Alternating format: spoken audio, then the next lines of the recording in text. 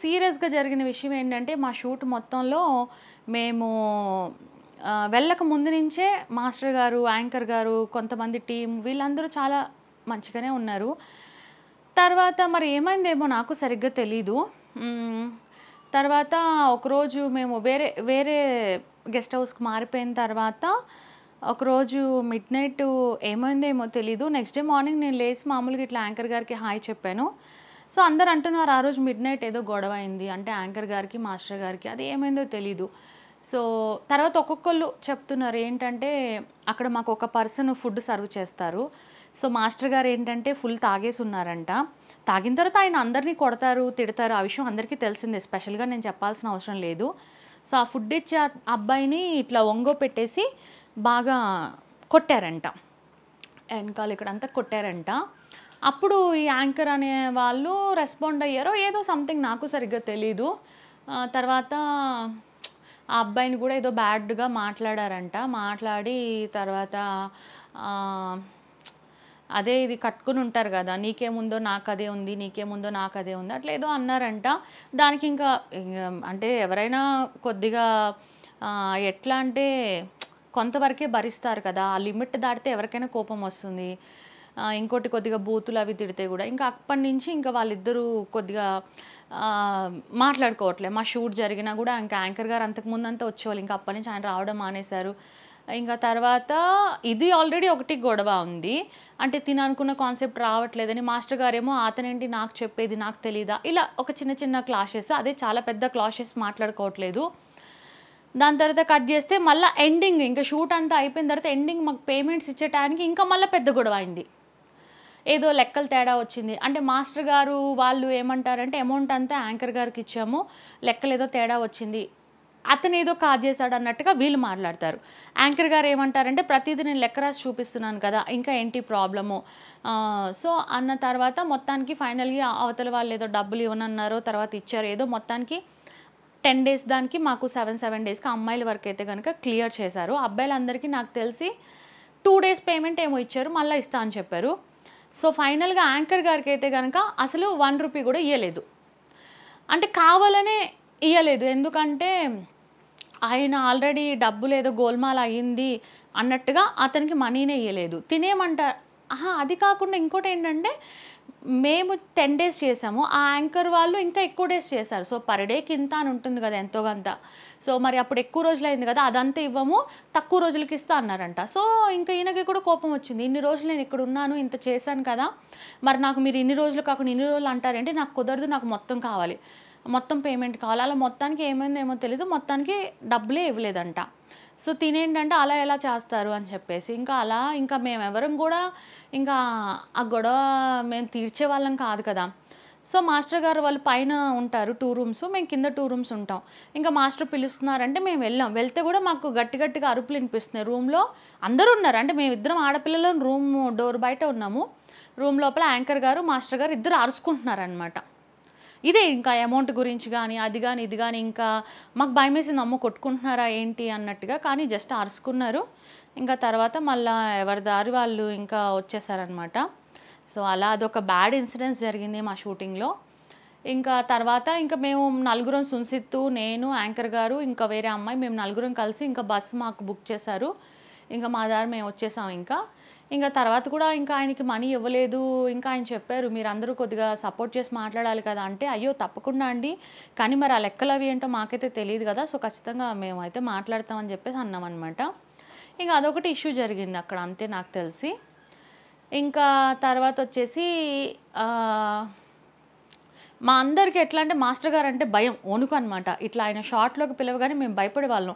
ఎందుకంటే ఆయన తాగేసి ఉంటున్నారు. ఇంకోటి నిజంగా కొడుతున్నారు, నిజంగా తిడుతున్నారు. ఇంకోటి ఇప్పుడు మామూలుగా గూడా మనం ఎవరైనా డ్రింక్ చేసిన వాళ్ళు అంటే ఏమంటారు తాగుబోతు వాళ్ళు పిలిస్తే మనం కొద్దిగా భయపడతాం గదా! ఎందుకంటే వాళ్ళకి తెలిసి తెలవక జేస్తారు ఏంటి. తర్వాత మాస్టర్ ఏంటంటే తాగిన తర్వాత అడిగిందే అడుగుతారు. ఒకటే 10 సార్లు అడుగుతారు. "అమ్మా మీ డ్యాడీ ఓకేనా? మీ డ్యాడీ మంచోడా? మీ డ్యాడీ మంచోడా కాదా?" అదే అదే అడుగుతారు మళ్ళీ మళ్ళీ. తర్వాత అట్లా కొన్ని కొన్ని అడుగుతా ఉంటారనమాట. అందువల్ల కొద్దిగా భయపడేవాళ్ళము. అండ్ ఇంకా మిగతా అందరం గూడా షూట్‌లో సరదాగానే ఉన్నాము. అంతా బానే ఉంది. మళ్ళీ ఇలా అందరం కలిసి ఏదైనా షూట్ ప్లాన్ చేసి చేద్దాం అని కూడా అనుకున్నాం. మాస్టర్ గారు కూడా చెప్పారు నాకు, మళ్ళా 'గబ్బర్ సింగ్' బ్యాచ్ తోటి రామోజీ ఫిల్మ్ సిటీ దగ్గర వేరే షూటింగ్ ఉంది. అదంతా చేద్దాం అన్నారు. మళ్ళా మేము అక్కడ షూట్‌లో ఉన్నప్పుడు వేరే వేరే ఛానల్స్ వాళ్ళు కూడా వచ్చి మాస్టర్ గారిని ఇంటర్వ్యూస్ అవి తీసుకున్నారు. అప్పుడు కూడా వాళ్ళు కూడా అడిగారు, "స్వాతి నాయుడుకి మీరు పెట్టుకున్నారా?" అది ఇది అంటే వాళ్ళతో కూడా మాస్టర్ మాట్లాడారు. అవును, నేను పెట్టుకుంటానని చాలా సపోర్టివ్‌గా నాకు చేశారు. ఆ తర్వాత మేము పూల్‌లో ఉంటే గూడా మాస్టర్ గారు వాళ్ళు మేము అందరం పూల్ దగ్గరుంటే, మేము ఆడపిల్లలున్నామని ఆయన అసలు మా దగ్గర వైపు డ్రింక్ చేయకుండా పూల్‌కి అవ్వతల వైపుకెళ్ళి అక్కడికెళ్ళి, "అయ్యో! మాస్టర్, అయ్యో! డ్యాడీ వద్దు" అంటే, "ఆహాహా! వద్దమ్మా, మీ ముందు వద్దని" చెప్పేసి ఆ చివరికెళ్ళి మందు తాగేవాళ్ళు. మేమేమో ఇక్కడ ఆడుకునేవాళ్ళం. మళ్ళా మేము ఎప్పుడన్నా ఆడుకుంటుండి కూడా ఏమనేవాళ్ళు కాదు. ఆడుకొని పిల్లల్ని ఎంతసేపు ఆడుకుంటారో ఆడుకునే అయిపోయాక చేద్దాం షూట్ అట్లాగా అసలు మమ్మల్ని ఏం అనేవాళ్ళు కాదు. కానీ మళ్ళా అక్కడ రిసార్ట్స్‌లో వేరే వాళ్ళు గూడా వస్తుంటారు గదా! సో, వాళ్ళు ఉన్నంత సేపు మమ్మల్ని ఉండనిచ్చేవాళ్ళు. ఇంకా వాళ్ళు ఎళ్ళిపోతున్నారు, వేరే వాళ్ళు వస్తున్నారు, డిస్టర్బ్ అవుతది అనుకున్నప్పుడు చెప్పేవాళ్ళు. అంతమంది తాగున్నా గూడా, చాలు ఇంక ఎళ్ళిపోదాం అంటే, మేము గూడా ఇంక అంతే. మాకు అదే పని, ఇంకా షూట్ జేయడం, లేదంటే పూల్‌లో దూకడం, ఆ తడి బట్టలు పిండి ఆరేసుకోవడం, మళ్ళా పూల్‌లోకెళ్ళడం. పూల్‌లో అయితే ఎన్ని అవర్స్ ఉన్నామో తెలుసా? కొన్నిసార్లు మాకు షూటింగ్ లేదనమాట. సో, మాస్టర్ గారు, మేమందరం పూల్‌లో ఎన్నెన్ని అవర్సు అసలు ఉండిపోయి, బాడీ, స్కిన్ అంతా గూడా ఇక ఎట్లుంటది పూల్‌లో. మా ముందే ఆ పిల్లోడు మందు చల్లేవాడు. అయినా దుమికేవాళ్ళం పూల్‌లో సరదాగా అసలు. నిజంగా అందరం మంచి ఫ్రెండ్స్ అయిపోయామింకా. అయితే నా రూమ్‌లో ఉన్న అమ్మాయి మాత్రం నన్ను బాగా కొట్టింది. అంటే కొట్టడం అంటే సీరియస్‌గానే. అంటే ఫస్ట్ డే ఏమో, "ఏవండీ స్వాతి గారు" అది ఇది అని మాట్లాడింది. తర్వాత "ఏమే ఒసేయ్" తర్వాత ఇక బూతులే బూతులు. అంటే ఆమె అంత ఫ్రీగా క్లోజ్‌గా తీసేసుకుంది. మొన్న మాస్టర్ చనిపోయినప్పుడు నేనెళ్ళినప్పుడు గూడా 4 సార్లు నన్ను చెంప మీద కొట్టింది అందరి ముందే. సో, అట్లా ఏంటంటే ఇంక ఆమె అంతే, ఇక అట్లా డిఫరెంట్‌గా బిహేవ్ చేస్తది. ఇంకా అట్లా ఒక్కొక్కళ్ళు ఒకలాగుంటారు కదా! ఒకరోజు షూట్‌లో నేను ఫుడ్ తింటున్నా, వాటర్ తెమ్మంటే గూడా ఆమె తేలేదు. ఇంక నేను అప్పుడు కొద్దిగా మాట్లాడలేదనమాట. మళ్ళా తర్వాత తెలిసిందే గదా! నాది కొద్దిగా జాలి హృదయం. ఇగ అందరితోటి మాట్లాడుతూనే ఉంటాను. ఇంగ అట్లా జరిగింది. ఇంకా ఇట్లానే ఇంకా రకరకాల మనస్తత్వాలున్న పర్సన్స్ ఉన్నారు. రకరకాల వాళ్ళు. ఫస్ట్ డే అంతా కొద్దిగా నర్వస్‌గా ఉన్నాం. ఎవరితో ఏం మాట్లాడలా. ఎండింగ్ డేకొచ్చేసరికి ఇట్లా లిటరల్లీ కళ్ళల్లో ఏడుపొస్తుంది. అందరిని వదిలేసి ఎళ్ళాలని. ఎందుకంటే అందరం ఒక ఫ్యామిలీ లాగా బాగా క్లోజ్ అయిపోయాము. సో, అందరం అనుకుంటున్నాం మళ్ళా హైదరాబాద్ ఎళ్ళాక అందరం కలవాలి. మళ్ళా మాస్టర్ గారు మనందరితో మళ్ళా షూట్ ప్లాన్ చేయాలి. ఎందుకంటే అటు సరదా ఉంది, ఇటు సంతోషం ఉంది, అటు షూటు, ఎండలు, వేడి ఎండల్లో షూట్ చేశాము. నైటు నిద్ర లేకుండా 4:00 దాకా షూటులు చేశాము. తిండి లేకుండా ఉన్న రోజులున్నాయి. అంటే అన్ని రకాలు కలిసున్నాయి. బోరింగ్ డేస్ ఉన్నాయి. ఫుల్ ఎంజాయ్ చేసినవి ఉన్నాయి. సరదాగా ఆట పట్టించుకున్నవి ఉన్నాయి. సీరియస్‌గా కొట్టుకున్నవి ఉన్నాయి.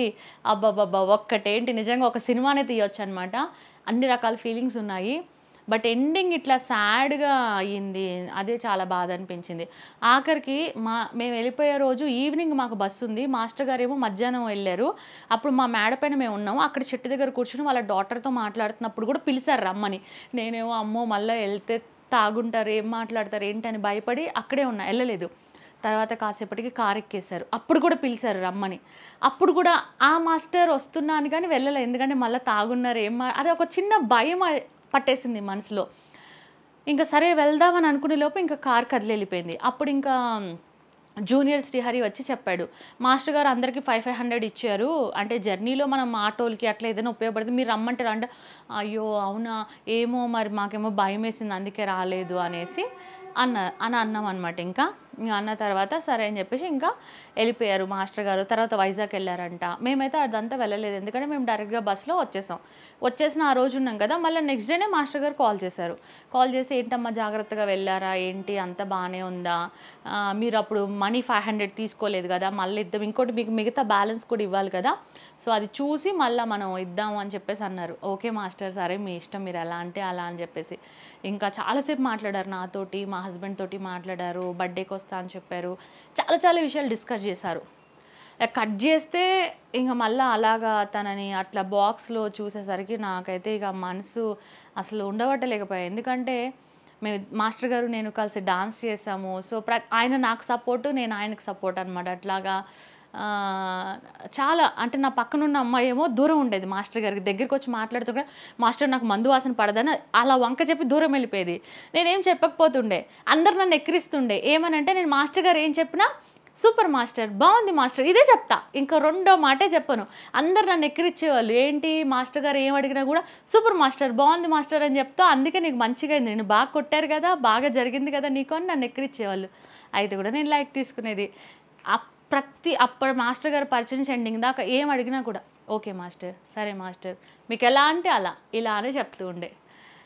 సో, అది అన్నమాట. సో, మొత్తానికైతే మాస్టర్ గారితోటి నా ఎక్స్‌పీరియన్స్ అయితే అట్లా జరిగింది.